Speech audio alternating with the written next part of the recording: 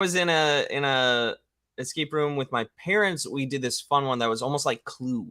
Like it was like Oh, a cool. mystery and you like crawled through a fireplace. It was really cool.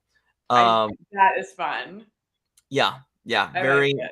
very fun one. They also had a space themed one where we had to like escape and we don't need to escape now though, because it looks like we're live. We're here. We've made it. No escaping needed. We are here. Although it looks like I'm in a library from an escape room or something. That book right there will get you out if you pull that lever. Hello, everyone. Yeah, I'm in the room and you're in the control room. Yeah. Or It's vice just, versa. yep. Either one. It could be either or. Welcome, everyone. It's me, Nathan, here with And you. I'm Carolyn, and we are here yet again to spend a little time with you on a Thursday morning. Thanks for being here with us, you guys. And for the first time ever, we are simulcasting to the Swagbucks Facebook page, YouTube, and Twitter. We are three places at once right now. Robert checking in saying, hey guys, welcome. Welcome. Glad to have you. Tina saying hi from Tina. Facebook. This is very cool. Just being in multiple places at the same time. Does this mean that we are now part of the multiverse? Yes. We are part of the multiverse. Yep. Yeah. It's like that fun thing. Have you ever been to Four Corners, America? No. I know what it is, but I've never been. Yeah, we got to go there once when I was kids. So it was standing in, I believe the 4 states are Nevada, Colorado, Utah, and Arizona. I want to say are the 4 corners. But that's how you can be in 4 places at once. Arizona or New Mexico? Oh, it is in New Mexico. I knew it was an end state. I was doing the remembering my trip cross country. Yep, that's it. I was going to try to pull Arizona over there for you in my mind. I gotta say, I'm not great at geography. My parents are planning a birthday trip for themselves. They're going to be turning some milestone ages this next year, and they're like, "Hey, we want to see everyone, all the kids. Like, let's have this trip in Arizona." And it's like, that's great. They're like, it'll be close to Nathan and Lauren. What with kiddo on the way, and I was like, and they were like, you could just drive it. I was like, I can. I was like, oh yeah, Arizona's right next door, but I just forgot that. I just forgot it. It feels so much further away than it is. I totally agree. I was going to say, don't feel too bad about your lack of geography knowledge. I did the 50 states challenge. I mentioned this on Swagbucks Live or Swagbucks a couple days ago. I did the 50 states challenge from Friends. I was like, I have to do this. I'm an American history major. Obviously, I'm going to get 50 within the 6 minutes. No big deal. I forgot the Carolinas. Both of them. Just completely forgot them. Carolina. It was just north and south. See, I feel like my name is Carolyn. Like, what a slap in the face to myself. What was I thinking? That is amazing. I think the only way I would remember all of them is like I would start going through football teams. Like that's probably bad, but that's how I would start. And then I'd have to come up with like, oh wait, Montana, that one doesn't have a football team. You know? No football in Montana. It's too high up. They've got college, and there's nothing wrong with college, but I follow professional football, so that's where it gets. I follow professional Quidditch. Well, wait, what? Who sponsors that? I don't think that's a thing. That's not. Okay. I wish it was a thing.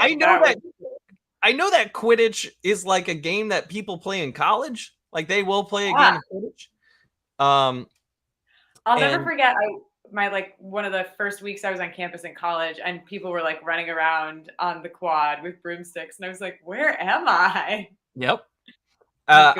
Let's get some likes or like the hearts. I think if you're on Twitter, if you would go to a professional Quidditch match, but it was still people just running on broomsticks. That's what I want to see.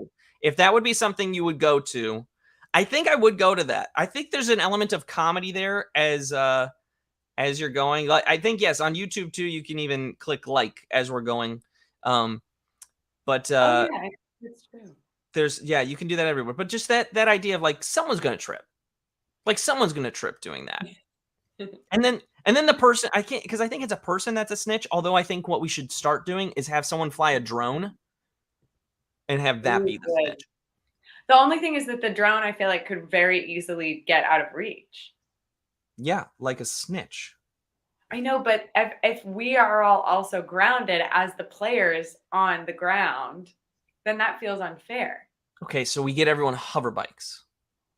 Beautiful. I love where your head's at. Let's go from there. Hover bikes, drones. We actually have all the technology to start playing Quidditch at a high Don't level. know, where is Elon Musk on this? Elon, this Come is on. truly what we need you for. Yes. Wow. I could go down the Harry Potter rabbit hole, I think, with you, Nathan, for a long time. Harry Potter's birthday coming up on Sunday. What up? But we are going to spend some time today talking about Swagbucks, I promise. But first, let's check in with what's happening everywhere else.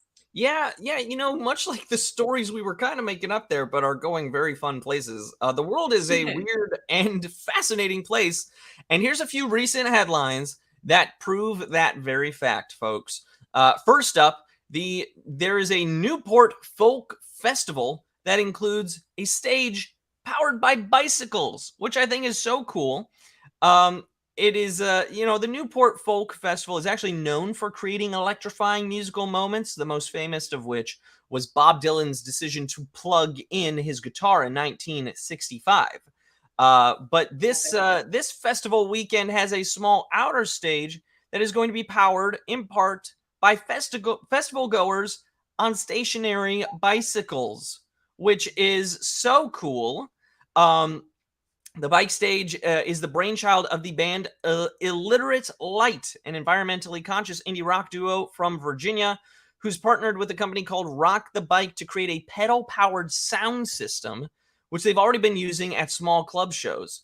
I think this is really cool for the festival. Now, the stage that this will be on is going to be outdoors. It's going to be a lot of mainly acoustic instruments, so you don't need to power huge amps. You don't need to power huge microphones, but I think this is really cool. Apparently, back a couple years back, 1,300 of the festival's 10,000 fans rode bicycles, and that's what gave this band the idea of like, what if we just started having people power the stage?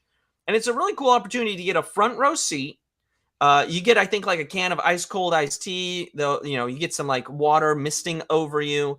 You jump on there for like, I think 20 minutes max, because they do want to make sure people aren't tiring themselves out. But you get a bit of exercise in there too while seeing a great show. I think that's really cool. Yeah, Casey, pedal pits instead of mosh pits. Exactly. Just everyone. Yeah, I feel like pedaling. Pedal. This is like I feel like this is also how far Spin Cycle and Peloton have infiltrated our collective cultural zeitgeist, that it's now like we are combining the insane biking craze and music, taking it to the streets. I would do it too, Angel, though, is the thing. I am a hardcore Peloton stan, so I would also do it. See, I'm coming in here. I'm sorry. I was going to wait until you brought me in later, but I have to say something. Jump in. I sweat enough at concerts and festivals as it is without having to ride a bicycle, which is uncomfortable. Like the Peloton, you're there, it's painful, right? You know what I mean? Like you stand, it's supposed to create a burn and you're sopping wet at the end. And then what? Then you have to listen to music. You have to go. It feels like too much. It's too much sweating. Hell, I feel like you don't have. You don't have to be like pedaling like you're in the Tour de France to keep these. To generate the power for people to rock my face off. I do. It is one. It's a folk festival. I don't know how much rock and roll is happening here, folks. Well, you know what? To affect social change through music takes a lot of power as well. So you've got to pedal hard. I guess if you have a lot of people pedaling a little, like everybody can be the back person on a tandem bike where they're like, oh yeah, I'm also pedaling. You're doing great up there. Yeah. I too am helping. Yeah, there's that one guy who's just like this, just taking it nice and slow. And then someone else is like, I guess I got to keep up because the amp just starts getting quieter. It's like, no. All right. Anyway, I'm leaving now. Goodbye. Bye. Hot take the pal. No, that's a good point. The sweat factor is a deterrent. I mean, you're already outside, so you're already going to be a little Right. You're all stinky when you get around everyone. I get that, Dean. But I do think, again, you can choose into it. And like you can hey, I'm tapping out. They're trying to I think they want you to still have a comfortable experience. It's also up in Rhode Island, which is one of the cooler states. So It's funny to me that you said up in, because to me, being from Massachusetts, that's like down in Rhode Island, over there. yes, I'm from Chicago and then Los Angeles, so everything up. That's up. It's the Northeast. Sure, it's the North means north. up.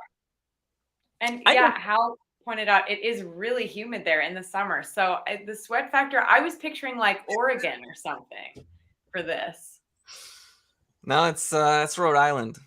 Look, they're But trying to be better environmentally conscious. I think that is a great step. Maybe they'll get some nice fans that you also have to power.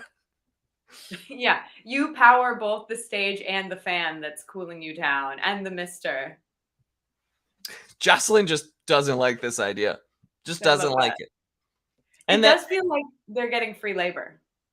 I mean, yeah, that's true. Maybe there's a couple of roadies that have to like, oh, no one's on the bike, and I got to make sure my people are heard. So They have to hop on and like really pedal. yeah. The unfortunate thing is that roadies usually wear all black, so they're wearing all black out in the sun, and now they have to ride a bicycle.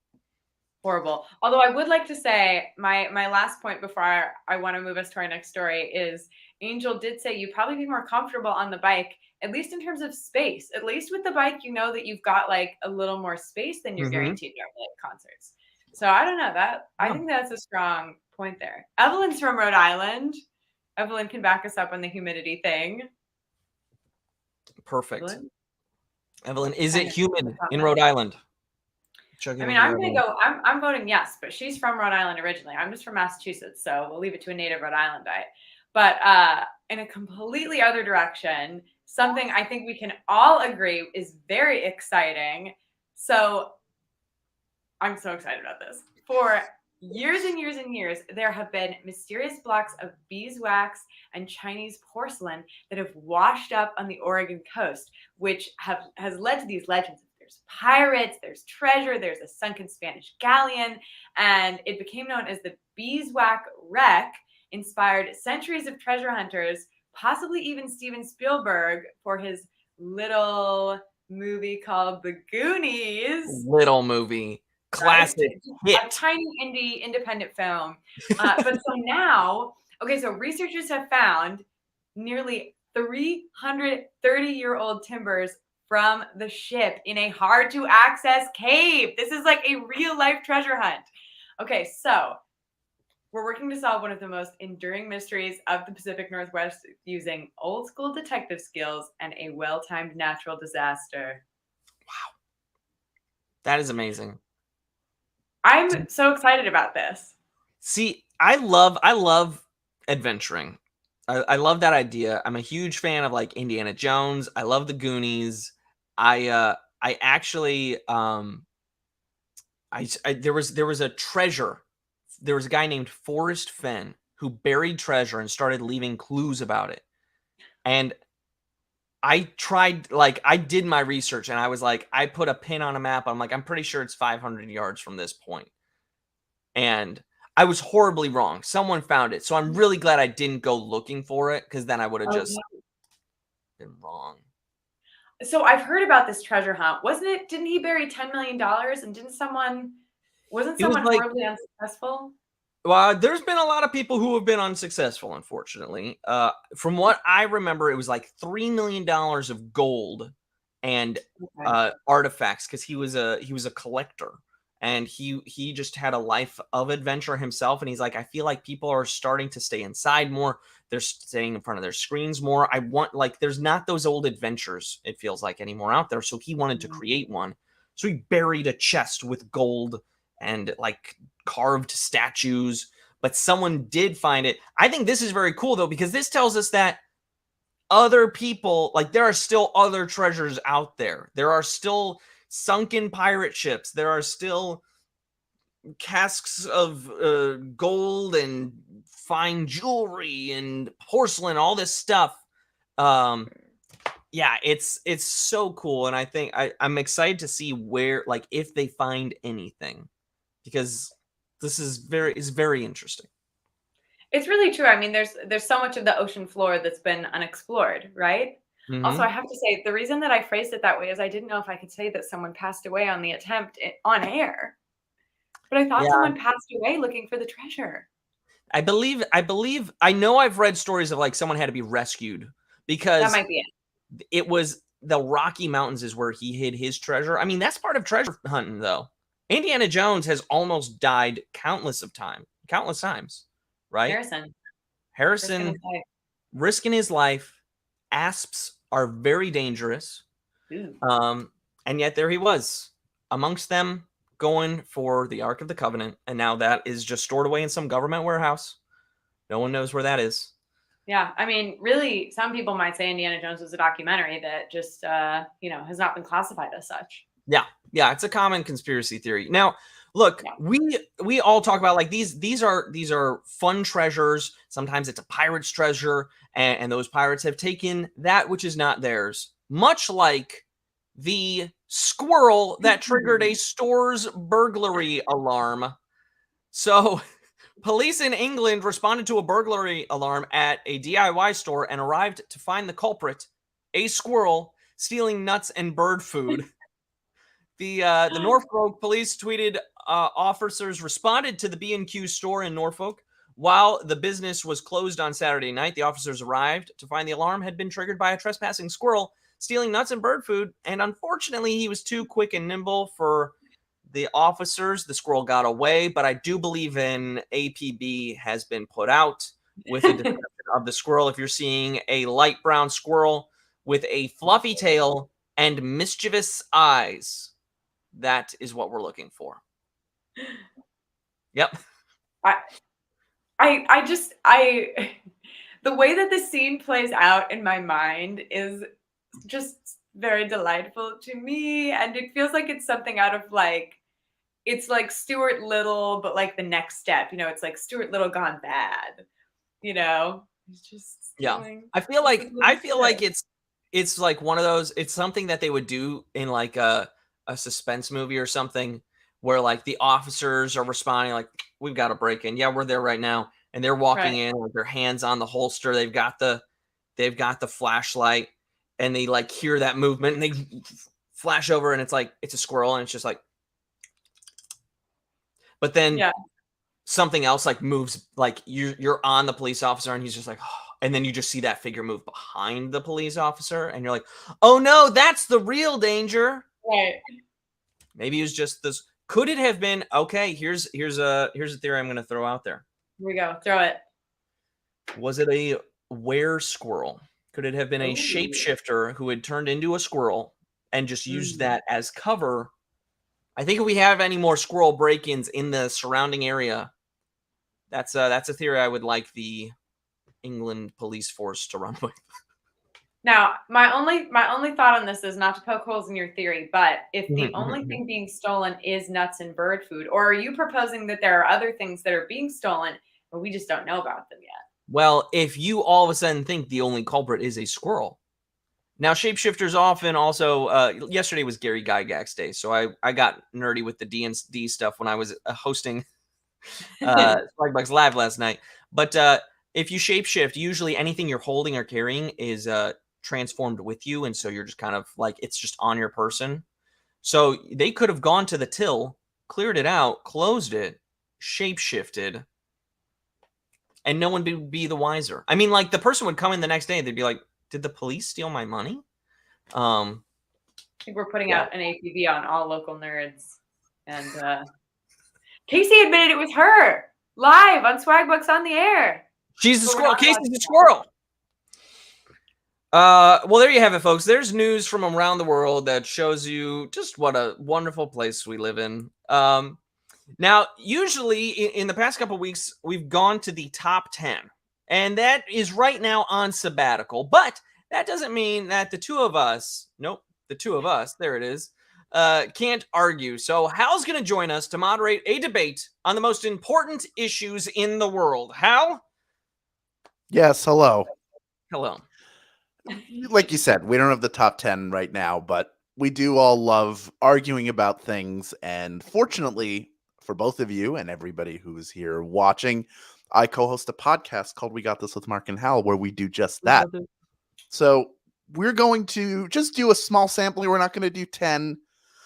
I'm going to offer you a debate that people commonly have, and you are going to, between the two of you, try to come to a consensus. I'm here to help. Everybody in the comments will have their ideas too. So we're excited to see what everybody has to say, and let's jump into it right now. Perfect. With topic number 1. Should you put ketchup on a hot dog? Carolyn, your thoughts?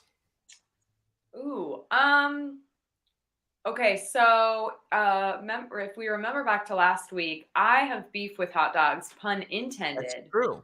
You do. Because they were like the first thing that I ever threw up as a child. So there's like trauma, they just, but I think condiments are necessary to dilute the hot dog. So yes, ketchup. Hot take. So a lot of the comments that are popping up are saying no. Marge says yes. There's Casey with a yes. Personally, I'm a yes. I put ketchup and mustard on a hot dog. It's class. Like, to me, that's a hot dog. Now, I know a lot of people will just do mustard. A lot of people are relish fans. I don't like pickles in general, so a relish is not my thing. We relish pickles. Okay. This was a bad idea. Sorry. I believe I listened to this episode. I think you're just disappointed that we have both come to the conclusion that you should put ketchup on a hot dog. I'm going to abide by your decision only within the confines of this broadcast, of course. The podcast I host, we settle things once and for all. But I'd still to get your collective opinion, and it seems like people are kind of split down the middle here. I'm just going to put forth so we're saying yes. Okay. I will offer that ketchup is, and I love ketchup. I feel like a lot of people think I'm anti-ketchup, not the fact. But ketchup can be used as a dip and enhancer or as a masking agent.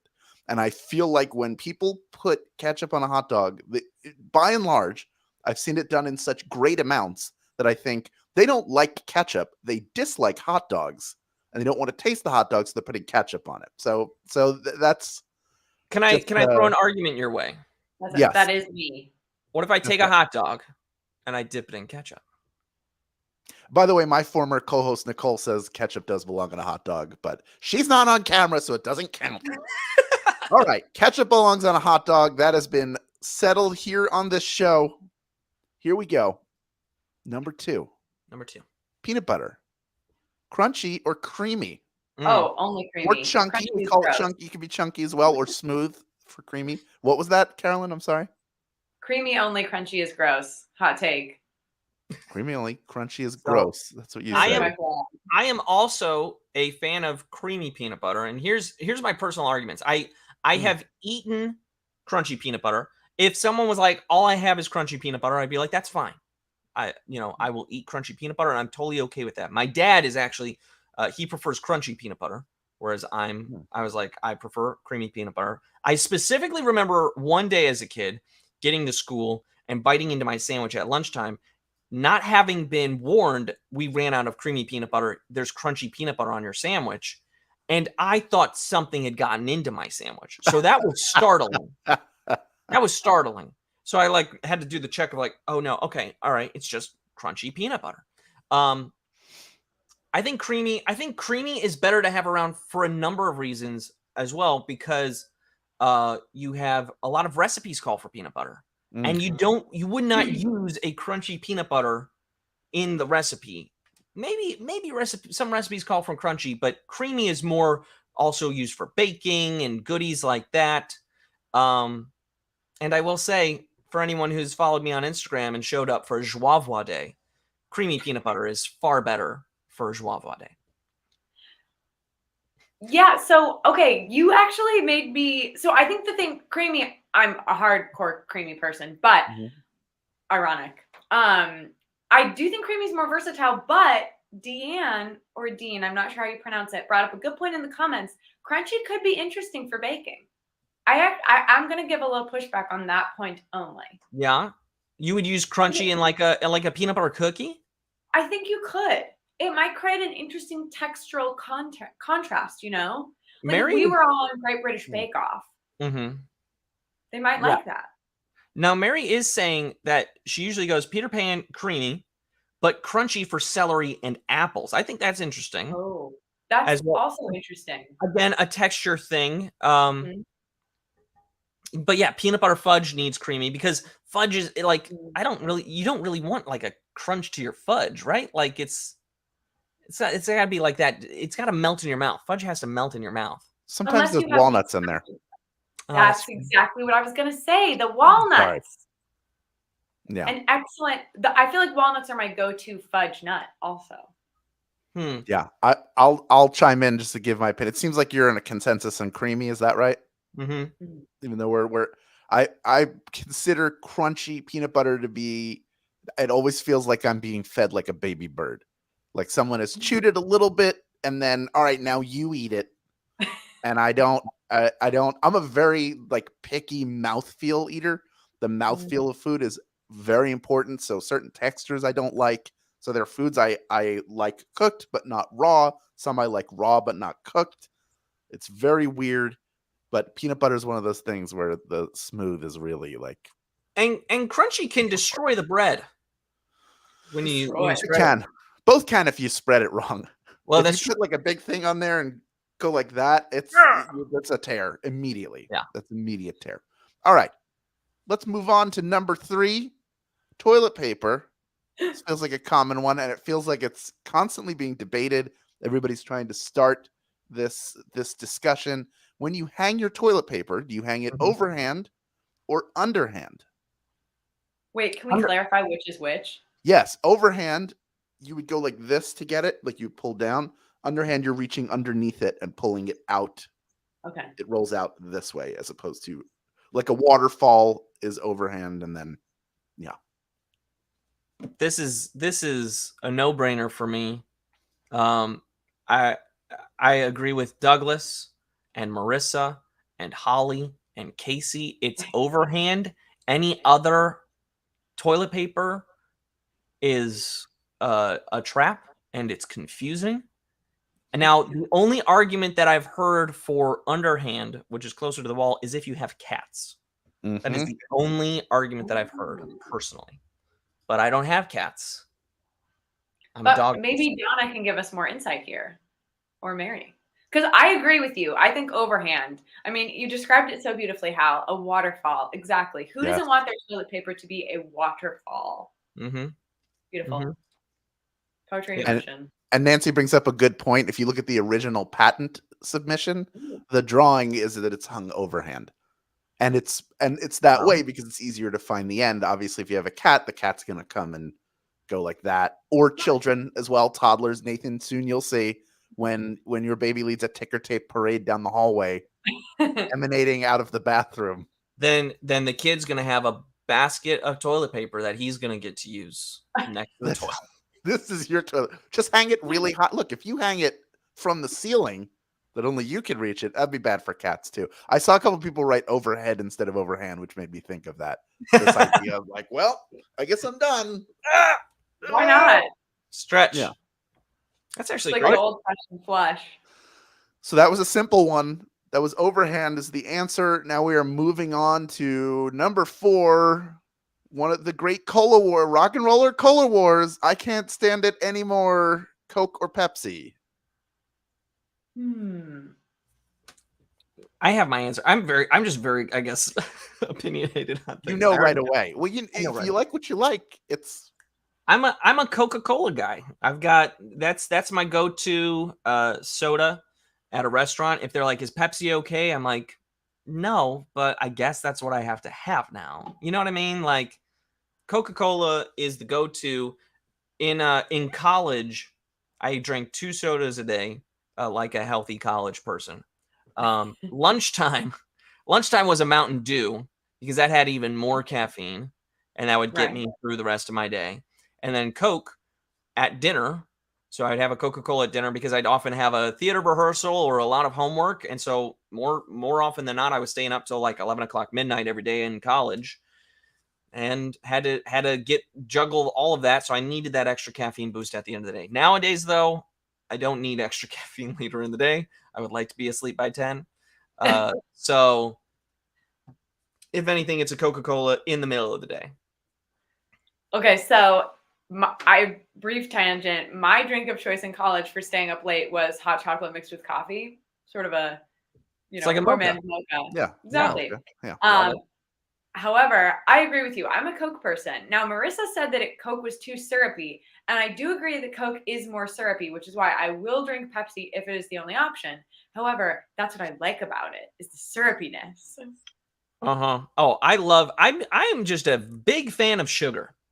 I love sugar. So Okay, so I was playing a game yesterday with my husband and my sister. If you had to give up sugar, carbs, fat, or protein, which would you eliminate? Sugar, carbs, fat, or protein. You cannot have one of them anymore. But it's not sugar. Sugar has to stay. No, sugar, but sugar you don't need to serve. I mean, you do need a little sugar, I guess, but the other stuff feels like building blocks for living. Also, isn't fat in everything, or is that just an American thing? Like carbs are energy, protein, fat. Like there are good fats, bad fats. It's purely a taste game, though. You get all your nutrients, you'll get them all from the other 3 categories. It's just taste. You just have to eliminate one. Oh my god! From taste. Have y'all heard of dill pickle Mountain Dew? Brooke Anderson was asking. Is that real? It's real. Pickle juice apparently is really good for you. It's really good fighting off dehydration. And so they made pickle. Mountain Dew also will make a flavor out of anything. They've shown like just a scorched earth policy for drink creation. That's admirable. Okay, really quick to Carolyn's question. Now, is it just a flavor thing? Like I can't taste these things? Just flavor, but I could still eat them and get the nutrients or whatever. Well, or do I I should clarify. You get the nutrients from the other food groups. Like you'll take like a vitamin or something like that, but for that specific nutritional that's group. a tough question because I feel like bacon is both protein and fat. Yeah, you do fat-free bacon. You'd have so like I could get rid of fat, but then I get rid of bacon. If I get rid of protein, I still get rid of bacon. Yeah. This is a Sophie's choice. I can't make that decision. Coca-Cola for this one, though. Coca-Cola for sure. Flaming hot Mountain Dew. Here we go. This is it. Our final for the first ever this or that. Not top 10. Just 5 bangers in a row. Here we go. Number 5, white chocolate, dark chocolate, or milk chocolate. These are your choices. I know semi-sweet exists, but it is not listed here. So don't pull that half and half stuff with me, young people. I mean, again, I know what I like. Carolyn, what do you like here? Okay, I'm divided. White chocolate is just the wrong answer, so eliminate that immediately. It's not real chocolate. Correct. Now, good job. Yeah. Once we've done that, milk chocolate, I like if I'm in a sugary mood, milk chocolate, but I do feel dark chocolate is the superior chocolate. That's why we had it on our way. What percentage of cacao? How high do you go? 73? Oh, sky's the limit. Let's go. You go 100% where it just 100%. Tastes like bitter dirt? Yeah, I like my coffee I like my chocolate like I like my coffee. As bitter and painful as possible. I think you don't understand the point of chocolate. A lot to unpack there. Yeah. I'm a milk chocolate guy. I mean that's the chocolate that they use on every candy bar, right? That's what's gonna be on your Twix, on your Snickers, on your Reese's. Yeah. That is the chocolate they use to make every candy bar. I like like a Hershey's bar on a s'more. That's milk chocolate right there. But just the chocolate itself is higher quality. For a dark, you mean? It's a better chocolate. Ginny knows what I'm talking about. Ginny's a dark chocolate person. I mean, like I understand that like dark chocolate's used in a lot of baking and stuff like that. I get it. My wife loves dark chocolate. That is her go-to. But like we went to the Hollywood Bowl and we wanted to get ourselves some treats because you can take food into the Hollywood Bowl, which is a wonderful thing. You don't have to buy food there; you can take it in. And so we had stopped at Trader Joe's and we were like, "Oh," I was like, "I would love some chocolate-covered pretzels." And she was like, "Well, do you want milk or dark chocolate?" And I was like, "Well, I want milk chocolate, but I know you want dark chocolate, so we're just gonna buy both, and then I don't have to share." But yeah, both is the option. both is the. I mean, like, look, will I eat dark chocolate things? Yes, but to me, it is a little more bitter, and I'm not a bitter fan. Again, I like sweet. I don't want it to be like, hey, this was an enjoyable, but like also we attacked you a little bit. Milk chocolate's just like, hey, I'm always your friend. But sometimes it can be too sweet and it hurts my teeth. And I just feel like dark chocolate is a better overall chocolate experience. Milk chocolate is a better overall sugar experience. Right. So And that's what I've established I love sugar. This is you're really at an impasse, and there's no bargaining to be done because nobody's given any ground. Okay. Would you rather have? Throughout this? Here's the thing: is another great thing in the chocolate world is like there's a great place that I've eaten at multiple times called Baked It Myself here in Los Angeles. Ooh. And you order your meal, and then I don't know if it's because I'm such a regular or if this is the main thing, but they will give you a cookie. They will give you a cookie, and they do their chocolate chip cookies with milk chocolate. And I'm talking chunks of milk chocolate. And it is so good. It's a chewy cookie that you're just peeling, and like somehow the milk chocolate is still soft. And it is a melt in your mouth delight. I hear you and I want to agree with you, but I just can't because dark chocolate is better for cookies. It is better because it balances the sweetness. It's all about the yin and yang, the symbiosis, balance in the universe. Okay, but you would I will do this. One of the best flavor combos in the entire world is chocolate and peanut butter. You need the sweetness of a milk chocolate to balance the saltiness of the peanut butter for that proper blend. No, I think you need, but the bitterness of dark chocolate with the sweetness and creaminess of peanut butter, that is a beautiful combination. Amy Ward, I know, thoughts on semi-sweet. Like, we didn't list it. Like, yes, that's the go-to chocolate chip in my fridge, but like, it's also, Amy, this is my fault because I immediately took semi-sweet away, which is that is the perfect compromise between dark and milk chocolate. It is the preferred chip. Dark chocolate is, I mean, you can put dark chocolate in a cookie. I've baked a lot of cookies, especially the last few years, from scratch. People have been watching this when I was a host back in the day will know that because I would not shut up about it. And I found semi-sweet are the best, but if a milk chocolate chip in a cookie feels like a lot more of a treat. And the darker you go, you have to get even for a dark to get to a dark. And there was somebody in the comments who said they can go up to 99% cacao in a dark chocolate, which is unreal. But like it's more comfortable around that 71, 83. Once you get above 55, it's really not palatable for most people. Yeah. More people can eat milk. Milk chocolate is more of a like common, everybody can enjoy it kind of treat. Dark chocolate, and I've said this before, and I like dark chocolate. Once the cacao gets higher, it tastes like homework.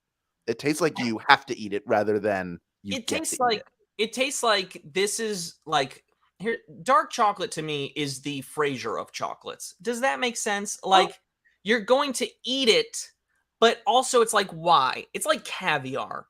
Mm-hmm. It's like, yes, this is fancier maybe, but also why? Like, I feel like dark chocolate, Carolyn, correct me if I'm wrong here. Do you like just straight dark chocolate, or are you eating dark chocolate and you're like, yeah, 80%, but it's also mixed with another flavor, like with orange or a raspberry? Or are you just going straight dark chocolate? No, I'll eat it. I'll just eat it. I'll just eat it right the way it is, like cheese. I'll just eat cheese right off the block. I don't care. I love it. Well, I mean, yeah, but that's cheese. Like, let's not bring cheese into this. Cheese is its own thing. I'm just saying comparatively, I will eat that by itself. I will eat dark chocolate by itself. Kimberly brought up a good point though. Justin's dark chocolate peanut butter cups, or if you've had dark chocolate almond butter cups, so good. However, I will also say I'm willing to concede this one. I agree. Milk chocolate is probably the chocolate of the people. It's a universal. And you're a host of the people. All right, milk chocolate it is. And most dark chocolate that we have commercially is a lot closer to a semi-sweet than a true dark. Even, I mean, it's grades. It's a lot closer to milk chocolate than it is to those true dark chocolates. Although they're great. Dark chocolate peanut M&Ms, great. Dark chocolate versions of almost every candy bar are available. The score is exclusively dark chocolate. So dark chocolate is out there. If you love dark chocolate, great. But milk chocolate is what was decided on today. That is this or that. It will return along with other fun things. We're going to find more fun things to do. But for now, the fun thing is going to be me disappearing off of your screen. Goodbye. Bye, Hal. Sorry, dark chocolate fans. And thank you. I know that was tough, Carolyn. I know that was tough. It was a bitter pill to swallow, much like 85% chocolate. But okay, as you know, every day you can earn 1 SB for voting in the daily poll. So today Swagbucks is asking if you eat at buffets, and here's what you're saying. It looks like, okay, almost half every once in a while. That's kind of where I'm at. Mm-hmm. And then 16%, yes, I love them. Hardcore, my husband is in this camp. He loves a buffet. Loves buffets. So I love a buffet too, but I had to do like, I would be in the 34% I used to, but not anymore for a couple of reasons. Okay. I feel like I haven't found a lot of buffets around Los Angeles. Now, back home growing up, we had Old Country Buffet that I would go to on the reg with the fam. Like that was like a Sunday thing after church. Like it's a special treat.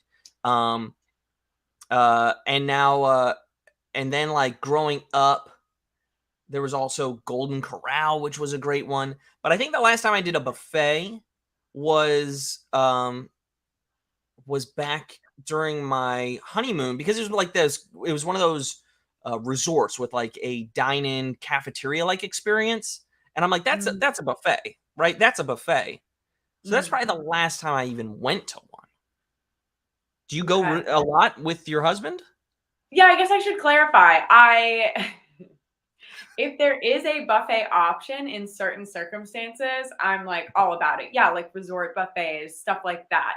But I guess like I didn't grow up going to buffets. So I think for me, the magic is still there a little bit. Like I'm a little more willing to like unsee all of the potential unsanitary stuff. You know, it's just it's not unsee. I'm just willfully, blissfully ignorant. Yeah, there's definitely that element out there now. I will say I'm a circumstantial buffet goer. Yeah. I went to in college we had a Chinese place open up that had a great buffet. Like you could order meals from them, but then you could also just order the buffet. That was a great thing too. But like, yeah, I just feel like I haven't seen them recently to where I'm going there, you know? Right. I kind of miss it though, because like they would have, I remember Old Country Buffet had like these sweet rolls, like they were essentially a cinnamon roll or something. And I got to like bring it back with ham and mac and cheese because like, well, I brought a roll. Like you said, go get a roll. It's just a place where you can eat everything. I guess college is like that too, though. Like the dining commons is technically like a buffet. Right. That's a buffet vibe. Yeah. So yeah, I think definitely didn't grow up going to them. So maybe the magic's still there circumstantially. It's the circumstances. It's got to be where is the buffet? I want to break in real quick to answer that. With it doesn't matter. And here's why. I think Marissa brings up a good point. I used to like buffets until I watched this lady grab noodles with her bare hands and put it on her plate for her kids. Now, we don't know when this happened, but I think it's fair to say that we've all learned a lot more in the past couple of years about how germs are passed from one person to another. And as someone who ate at buffets, loved a buffet, loved them in Vegas, loved Old Country, loved Sweet Tomatoes, all of that stuff. You're way more aware of how germy it all is, even outside of a pandemic. And those sneeze guards do nothing. That is not going to stop people from sneezing on the food. It's not going to stop that lady that Marissa saw from grabbing things with her hands. You are putting the quality, the transmissible germ quality of your meal in the hands of strangers, a lot of whom don't look like they really care whether you get sick or not. I feel like Marissa just wrote a horror story in 30 words or less, by the way. Like, I feel like that's what happened. That is pretty horrifying. Okay, I'm going to further amend it to, I think the buffets that I have been to have all been like private event buffets. And I feel like that's different. Oh, yeah, right? I guess that is different. Yeah, like a line you go through and it's like, yeah, okay. Yeah, or like sometimes on set they have buffets, you know? Yes, they do have. So like, I guess I do eat there more often than I actually thought I did. But I wouldn't go to a restaurant buffet. Like that, I agree. That's a little like, that gives me an ick a little bit. You know, maybe we should get buffets a second chance. Much like we're giving all of you right now on Swagbucks Live with Second Chance Week. How about that for a transition, folks? Second Chance Week is continuing over at Swagbucks Live, which means you'll get 3 free rejoins for playing tonight's game at 8 p.m. Eastern Time, 5 p.m. Pacific Time, and another 3 free rejoins for playing tomorrow's Friday Flash game at 3 p.m. Eastern Time, 12 p.m. Pacific Time. The rejoins you earn in each game are credited to your account before the following game begins. You need a couple of hints for tonight's game, maybe? Maybe you're like, oh, this could be a tough one. Well, those hints are going to be over on the official Swagbucks Swagit account, so make sure you are following that there. And also, if you haven't, you better be following Carolyn. Carolyn has been giving us some of her amazing stories over on Swagit as well, haven't you? Yeah, I do have some stories on Swagit. Swagit is super fun. If no one's checked out Swagit, I'm a big Swagit stan as well. It's really fun videos, and you can send Swagbucks to your favorite creators, which is so cool. It's really cool. Really cool. So definitely check that out. Additionally, the back to college sale, not just back to school, back to college. So we're talking about college. Our back to college sale is still going on at Swagbucks Shop. It's just still going on. So make sure you or the college student in your life has everything they need for the upcoming school year, getting great deals while earning increased cash back from places like Macy's, Walmart, Best Buy, Adidas, and much more. Truly everything you need. Yeah, the essentials, you could say. Carolyn, do you have any essentials from when you were in college of like, get one of these, get this, take it? For college essentials? Yeah. I think the tech is essential. You got to hit up Best Buy for that. I think the tech, making sure you have like the keyboards you need, mouse pads you need, speakers, headphones, so crucial. And then honestly, like shoes. You're walking a lot more than you think on that campus. And if you don't have the right pair of walking/jogging shoes, it's important. Yeah. I'm on Swagit to answer Sandra's question I believe at Your Party Princess, which is my old TikTok handle. So at Your Party Princess. There you go. Yeah, I would think so. I think, look, get yourself a reusable water bottle that you can take around on campus with you, always staying hydrated. Yep. I also think I was able to bring like certain dorm rooms. You're going to need like a chair, like bring your own chair. Like they'll give you a chair for your desk usually. But like I brought like almost one of those collapsible, almost like a hammock chair, which was nice to have just for when I'm lounging, a different place to sit and do homework, just to change it up.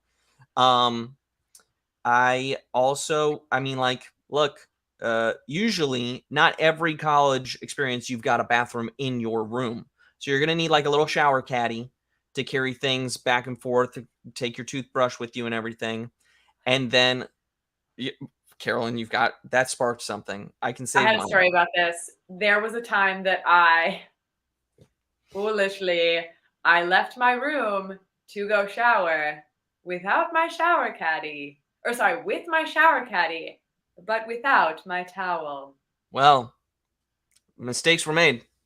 There was one time I left my room to go shower and came back, and as I was turning the doorknob into my room, the automatic doors on my hall just began to open, and it was a female showing around the male's dorms to a small family.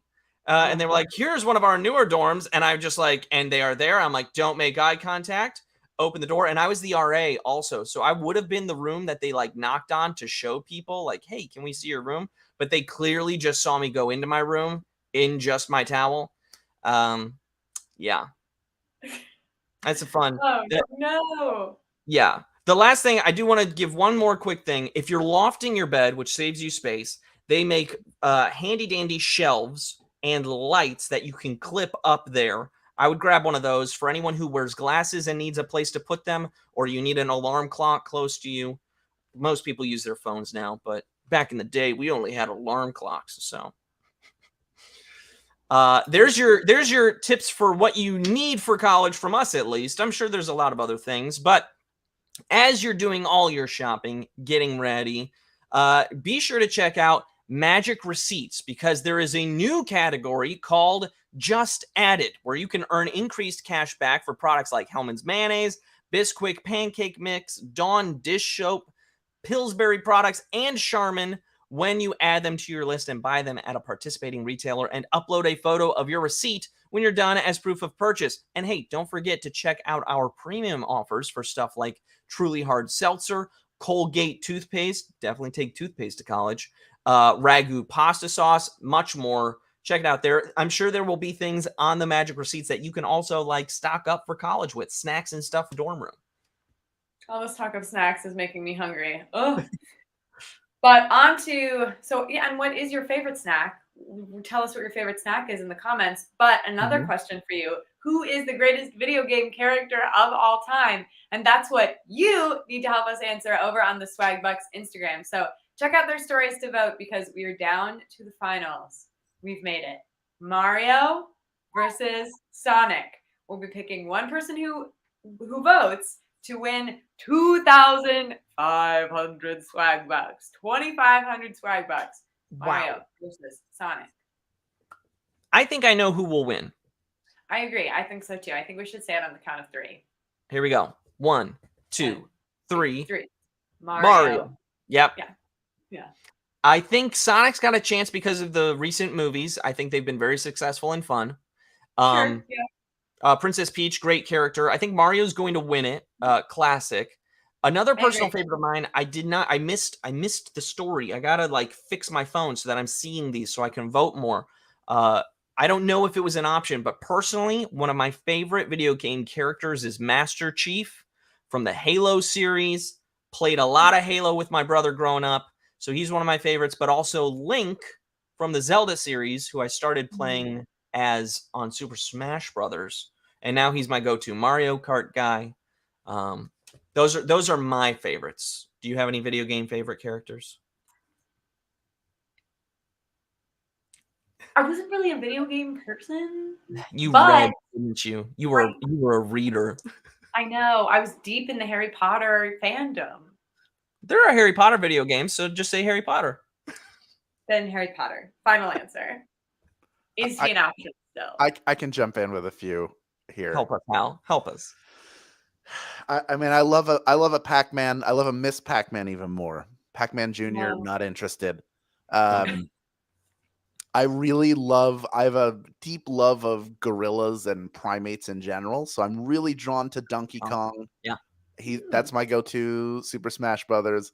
Love him in Mario Kart because he goes when he gets excited. Yeah, he's really excited. He's got a whole family now. Like the donkey, there's like a whole lore behind him where the Donkey Kong now is like the grandchild or the great-grandchild of that original Donkey Kong, and there's Diddy Kong and all sorts of craziness. I also Master Chief is pretty iconic. I as someone who plays Fortnite, I like Peely the banana. Just the banana. There are a lot of they have really dug into this banana character because there have got to be like at least 10 different versions, including like a Roman gladiator and a Frozen version, and now he's completely peeled but in swim trunks because it's summertime. So, you know, I'm going through so many emotions just listening to this banana. yeah. See, it really takes you for a loop. I changed my vote. It's Peely, the gladiatorial banana. The banana from Fortnite. Final answer. Specifically the Very gladiator version. Yeah. Yes. But yeah, you really can't go wrong. There are a lot of great video game characters. A lot of great video games now. It's weird how video games have changed from where they started to now. It's a much more social thing, whether it's a bunch of people playing together in person or online. There are games for families to play together. It's really it's a really incredible time to enjoy video games or to get into them. Yeah. There you go. And goodbye. Bye, Hal. Well, there I you do have like it. the social aspect. That's cool. It is very cool. You can play a lot online, which is great. You know, me and my brother are able to, on different coasts, still stay connected through video games. So fun. It's very fun. Very fun. I think Yeah. we did it. Well, I think we did it. Yeah. I think everyone has a lot on their plate for the rest of the day. Don't forget to do Swagbucks live at 5. And also we've got tips for you on Swag It. Check out Magic Receipts, Second Chance Week. Anything else, Nathan? Gear up for college, folks. It's coming sooner than you would think. Gear up, pun intended, and the gear and the gear up.